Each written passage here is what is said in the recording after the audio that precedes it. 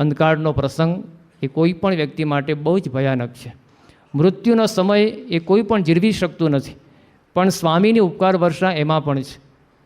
બ્રહ્મોપનિષદ ગ્રંથમાં કલકત્તાના અકુ અજમેરાનો પ્રસંગ આપવામાં આવ્યો છે. કલકત્તાનો સનિષ્ઠ યુવાન અકુ, મૂળ એનું નામ રાજેન્દ્ર, એને બ્લડ કેન્સર થયું. આ કેન્સર એટલું બધું સિવિયર હતું, એમાંથી બચવું મુશ્કેલ હતું. છતાં પણ એને ખબર પડી કે આની દવા અમેરિકામાં છે, એટલે અમેરિકાએ પહોંચ્યા એના સંબંધી સાથે. પણ એ વખતે પરિસ્થિતિ એટલી બધી વણસી હતી કે જેવો એ એરપોર્ટમાંથી બહાર આવે અને એને 1 જ કલાકની અંદર આટલું લોહી આપવાનું હતું, લગભગ 36 બોટલ જેટલું બ્લડ એને જરૂરી હતું. સ્વામીને ખબર પડી, બાપાએ અમેરિકાના યુવકોને ફોન કરી દીધા કે આ રીતે અકુ આવે છે, એરપોર્ટની બહાર નીકળશે, આ એની ફ્લાઇટ છે, પણ આવે ત્યાં સુધીમાં તમે 36 બોટલ બ્લડ તૈયાર રાખજો. એ વખતે અમેરિકામાં બ્લડના 1 બોટલની કિંમત $500 હતી. ઘણો કેટલું કિંમત થાય.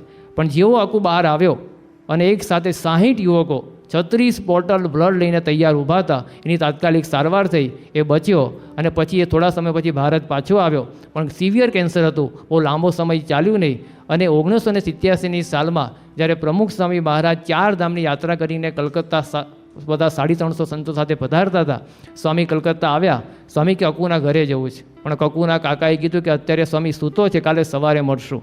પણ એ વખતે સ્વામીએ કીધું કે વાંધો નહીં. પણ સ્વામીને ખબર હતી કે અકુ રાત્રે સવાર સુધી રહેવાનો નથી, અને રાત્રે જ અકુ ધામમાં ગયો. બાપા સવારે જ ઉઠીને તરત અકુના ઘરે પધાર્યા. એના આ મૃતદેહને 16 સ્નાન કરાવ્યું, પંચામૃતથી સ્નાન કરાવ્યું, ફુલાર કર્યા, કંઠી આપી, ફુલાર કરીને બધું વિધિ પૂરી થઈ. ત્યારે લોકોને લાગ્યું કે પ્રમુખ સ્વામી મહારાજ આપણા જીવનનો સૌથી ભયાનક સમય, મૃત્યુ સમય, એ વખતે પણ પ્રમુખ સ્વામી મહારાજ આપણી સાથે છે, સતત ત્યાં પણ ઉપકાર વર્ષા કરતા રહ્યા છે. જીવનનો કોઈ પણ પ્રસંગ હોય, સ્વામી સતત આપણી દેખરેખ રાખે છે.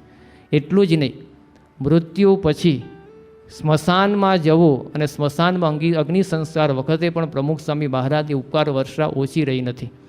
1990ની સાલમાં પ્રમુખ સ્વામી મહારાજ લંડનમાં હતા, અને એ વખતે ત્યાંના જૂના હરિભક્ત જયકૃષ્ણભાઈ, એને થોડું લાગ્યું કે હવે એવું જાજુ રહેવાશે નહીં, એટલે બાપાને ફોન કર્યો કે બાપા અંતકાળે તેડવા આવજો અને અગ્નિ સંસ્કાર વખતે હાજર રહેજો. આટલું એ સ્વાભાવિક બોલ્યા.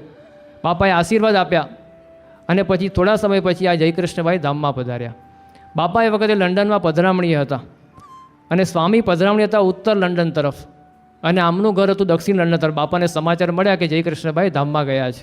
સાંજે 8 વાગે એમને ક્રેમિટેરિયમ હોમ, એટલે અમેરિકામાં અહીંયા આપણે જેવા બધા સ્મશાન ગૃહ નથી હોતા લંડન કે અમેરિકામાં, ત્યાં બધા ક્રેમિટેરિયમ હોમ હોય, એની અંદર જ બધા મૃતદેહને લઈ જવાના, પછી ઇલેક્ટ્રિક શોર્ટ આપી અને પછી મૃતદેહને બાળવામાં આવે, અગ્નિ સંસ્કાર કરવામાં આવે. એટલે જે જગ્યાએ જવાનું તે બાપાએ એડ્રેસ લઈ લીધું.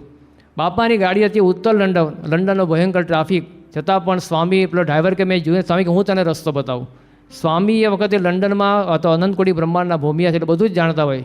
છેક સ્મશાન સુધી બાપાએ ગાડી લેવડાવી, અને ત્યાં આવીને જોયું તો આશ્ચર્ય, જે જયકૃષ્ણભાઈનો અગ્નિ સંસ્કાર કરવાનો હતો એનું મૃતદેહ હજુ તો આવ્યું જ નહોતું, એના સંબંધી લઈને હજુ પહોંચ્યા નહોતા. એ પહેલાં બાપા સ્મશાનમાં પહોંચી ગયા હતા. પોણો કલાક બાપાએ રાહ જોઈ, ત્યાં સુધી સ્વામી બેસી રહ્યા, અને જયકૃષ્ણભાઈનો મૃતદેહ આવ્યો. ત્યાં બધી ગાડીઓમાં આવે, ત્યાં આવી રીતે સવારી ના નીકળે, બધા ત્યાં ઉપાડીને, ત્યાં એવું ના હોય કે એની કોફીને તૈયાર હોય. એટલે ગાડી આવી સ્મશાન ગૃહમાં પ્રવેશી, અને પછી એને ઇલેક્ટ્રિક રૂમની અંદર શોર્ટ માટે લઈ જવાના હોય, એને અંદર મૂકવામાં આવી, અને પછી બાપાના હાથે ત્યાં અગ્નિ સંસ્કાર થયો. એમનો સંકલ્પ હતો કે મારે સ્વામીના હાથે અગ્નિ સંસ્કાર થાય. સ્વામી ત્યાં પણ પહોંચ્યા. પ્રમુખ સ્વામી મહારાજની ઉપકાર વર્ષા સતત ત્યાં સુધી પણ રહી છે. આ પ્રમુખ સ્વામી મહારાજે જીવનના કોઈ પણ પ્રસંગ હોય, જીવનમાં જન્મતાની સાથે સ્વામી આપણી સંભાળ રાખતા આવ્યા છે. લગ્નનો પ્રસંગ હોય, માંદગીનો પ્રસંગ હોય, કે મૃત્યુનો પ્રસંગ હોય, કે મૃત્યુ પછી સ્મશાન તરફ જવાનો પ્રસંગ હોય, સતત પ્રમુખ સ્વામી મહારાજની ઉપકાર વર્ષા એ સતત આપણી ઉપર વરસતી રહી છે. છેલ્લા 2 પ્રસંગો કહીને હું પૂરું કરું કે ક્યાં સુધી પ્રમુખ સ્વામી મહારાજે આપણા ઉપર સતત ઉપકાર વર્ષા કરતા રહ્યા છે. કોઈ પણ દુનિયાનો માણસ હોય, એ કદાચ બીજાનું કદાચ હિત કરતો હોય, બીજા પર કંઈક એવો પરોપકાર કરતો હોય, પણ એની અમુક લિમિટેશન હોય. એ કદાચ પોતે સારો હોય, એની પરિસ્થિતિ સારી હોય, ત્યારે કદાચ આ કરી શકે, પણ જીવનમાં પોતે જ ભયંકર મુશ્કેલીમાં મુકાઈ જાય, છતાં પણ સ્વામીની ઉપકાર વર્ષા એવી ને એવી રહી છે.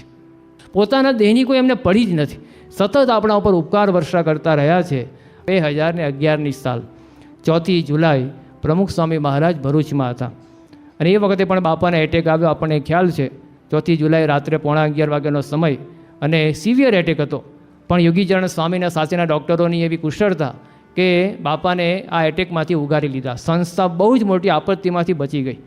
એ વખતે ત્યાં નજીક જ હતા અને જે બધી પરિસ્થિતિ ચાલતી હતી આમ રૂબરૂ આખું દેખાય છે કે સવારે 4:30 વાગે બધી પરિસ્થિતિ થાળે પડી. સ્વામી આખી રાત જાગ્યા અને એટલી ભયંકર દુખાવો થાય. બીજા દિવસે બાપાએ જ્યારે વાત કરી ત્યારે ખબર પડી સ્વામીના શબ્દો હતા. સ્વામી કે અક્ષરધામના દરવાજેથી પાછા આવ્યા. એવો ભયંકર આ પરિસ્થિતિ હતી. પણ સતત 4 કે 5 કલાક સારવાર ચાલી.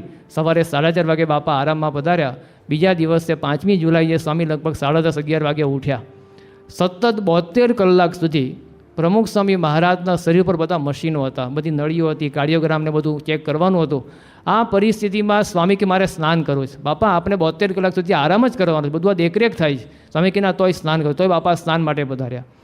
સ્વામી કે ઠાકોરજીના દર્શને જવું છે. સંતો કે બાપા પરિસ્થિતિમાં ના જવાય.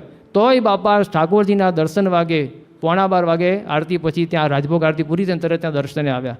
દર્શન કર્યા પછી પાછા આવ્યા. બાપાએ પૂજા કરી. 12:30 1 વાગે બાપાએ થોડી ખીચડી ખાધી ને પછી બાપા આરામમાં બધા, કારણ કે આખી રાતનો ઉજાગરો તો હતો જ. સાંજે 6:30 7 વાગે બાપા રૂમમાં બેઠા હતા. બધી શરીર ઉપર નળીઓ દેખાય, બધા મશીનો દેખાય અને બાપાનું બધું મોનિટરિંગ હાર્ટનું બધું ચાલતું હતું. એ વખતે એક ખૂણામાં સંતો એક નાની ચર્ચા કરતા હતા. 2 સંતો કે પેલા અમેરિકાના ન્યૂયોર્કના હરિભક્ત છે એ હોસ્પિટલમાં છે પણ એની દેખરેખમાં કોઈ નથી. આવા શબ્દો સ્વામીએ દૂરથી સાંભળ્યા. હવે એ સંતોને બીજું કામ હતું પણ એ સંતોના શબ્દો બાપાએ સાંભળ્યા અને સ્વામી કે કયા હરિભક્ત છે, એનું નામ આપો, એ ક્યાં રહે છે? એટલે બાપાએ પૂછે નામ આપવું જ પડે. એટલે સ્વામી કે કયા સંતો વિચરણ કરે? સ્વામી કે નારાયણ મુનિ સ્વામીના સારંગપુર ફોન જોડો. બાપાએ તાત્કાલિક ફોન જોડાયો. સ્વામી જાતે જ વાત કરી કે નારાયણ મુનિ આ જગ્યાએ કયા સંતો વિચરણ કરે છે? નામ આપ્યું કે આ સ્વામી વિચરણ. સ્વામી કે એને કહી દો કે આ હરિભક્ત ન્યૂયોર્કના એને હોસ્પિટલમાં દાખલ કર્યા છે, એની સારવાર પર કોઈ નથી, એના દીકરી એ આખો દિવસ જોબ કરે છે, જમાઈને ટાઈમ નથી, તો આપણા કોઈ યુવકે હરિભક્તને ત્યાં સેવામાં રાખી પણ એ હરિભક્તને સાચવી લે. હજુ એમને એટેકની સારવારને પૂરા 12 કલાક થયા નથી, એને સારવારમાંથી પોતે બહાર આવ્યા નથી, શરીર પર બધું મોનિટરિંગ છે. એ વખતે અમેરિકામાં ઇન્ડિયાથી 10,000 માઇલ દૂર એક સામાન્ય હરિભક્તની સારવારમાં કોઈ નથી, એની ચિંતા પ્રમુખ સ્વામી મહારાજ કરે છે. આપણા ઉપર કેટલી આનંદ ઉપકાર વર્ષા વરસાવી રહ્યા છે. આ પ્રમુખ સ્વામી મહારાજ આપણી ઉપર છે. આ મંદિર બાંધે છે એ આપણા અનંત પેઢીઓના ઉપકાર માટે બાંધે છે. કારણ કે જુઓ, જેની પાસે મંદિર નથી એ ક્યાં એની કેવી દશા છે. આ પ્રમુખ સ્વામી મહારાજામાં શું સ્વાર્થ છે? આ મંદિર બાંધે છે કે આપણી પાસે સેવા કરાવીને આપણી સેવા લઈને મંદિર બાંધે એવું આપણને લાગે છે, પણ એ જે કાંઈ થાય છે સંસ્કારોનું જતન એ પ્રમુખ સ્વામી મહારાજ આ શાંતિના ધામ બાંધે છે. આ પથ્થરના ખડકલા નથી, આ ખાલી ઈંટ કે પથ્થરનું મિશ્રણ નથી. આપણી હજારો પેઢીઓ સુધી આ સંસ્કાર ટકી રહે, આપણી હિન્દુ સંસ્કૃતિ ટકી રહે અને આપણને સતત જીવનમાં શાંતિ, સલામતી અને સ્થિરતા પ્રાપ્ત થતી રહે, એવા હેતુથી પ્રમુખ સ્વામી મહારાજે આ મંદિરોની આપણે આપીને ભેટ આપીને આપણા પર ઉપકાર વર્ષા કરી છે. આપણા જીવનને આગળ લાવવા માટે પ્રયત્નો કર્યા છે. એમની તો ઉપકાર વર્ષા એ સતત એ વરસતી રહી છે અને વરસી રહી છે. પણ આપણે એમના પ્રત્યે એવો એક કૃતજ્ઞ ભાવ રાખી કે સ્વામીએ કરેલા ઉપકારને ધ્યાનમાં રાખી આપણે એના પ્રત્યેનું ઋણ અદા કરતા રહીએ, એ માટેની બળ બધી શક્તિ મળે એ જ એમના ચરણોમાં પ્રાર્થના. શ્રી સ્વામિનારાયણ ભગવાન.